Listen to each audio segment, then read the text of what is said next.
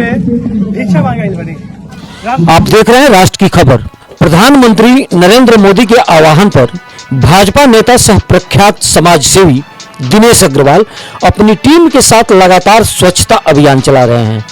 मजे की बात यह है कि दिनेश अग्रवाल यह अभियान खासकर दलित और महादलित बस्तियों में चला रहे हैं ताकि समाज में समरसता की भावना बनी रहे।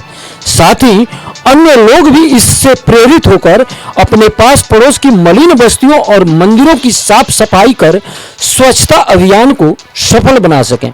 इतना ही नहीं, दिनेश अग्रवाल 7 दिवसीय श्री राम खिचड़ी महाप्रसाद के नाम से वाल्मीकि नगर लोकसभा क्षेत्र के अलग अलग दलित और महादलित गांवों में सामूहिक भोज करवा रहे हैं। इस भोज में स्वयं अपने हाथों से दलितों को भोजन परोस रहे हैं और उनके साथ पार्टी में बैठकर एक साथ भोजन भी कर रहे हैं।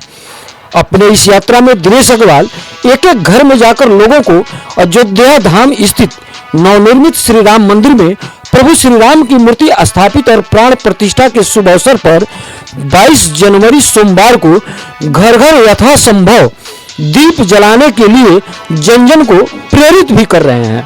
दलित बस्ती में सामूहिक भोज के संदर्भ में एक सवाल पूछे जाने पर दिनेश अग्रवाल ने बताया कि इसका एकमात्र उद्देश्य राष्ट्र हित में सामाजिक समरसता का भावना जन जन में जागृत करना, समाज में ऊंच नीच, छोटा बड़ा, अमीर गरीब जैसे व्याप्त कुरीतियों को जड़ से मिटाना है। उन्होंने कहा कि जब हमारे भगवान श्री राम शौरी के घर जाकर भोजन कर सकते हैं तो हम लोग दलित के साथ बैठकर क्यों नहीं भोजन कर सकते। हम सभी लोग एक ही भगवान के बनाए हुए मनुष्य हैं। हमारे लिए सभी लोग एक समान हैं, चाहे वह किसी जाति, किसी धर्म और किसी मजहब का क्यों ना हो। गौरतलब है, दिनेश अग्रवाल के इसी विचार, मधुर वाणी और उनके उदारता से प्रभावित होकर हर दिन सैकड़ों की संख्या में नए लोग उनके साथ जुड़ रहे हैं।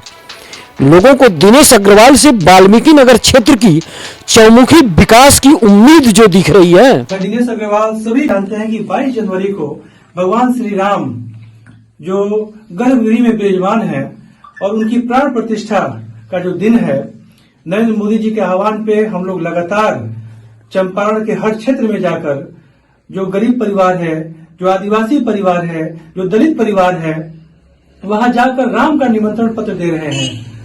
और साथ ही साथ जो नरेंद्र मोदी जी ने कहा है कि घर घर तक अक्षत कलश जो वितरण है वो किया जाए और निमंत्रण के साथ में जो घर घर दिवाली, दीपोत्सव और आरती, सुंदरकांड का 22 जनवरी को हम लोग सबको एक ऐसा माहौल बनाए, एक ऐसा दिवाली का कार्यक्रम करे, लगे कि पूरा जगत श्री राममय हो गया है।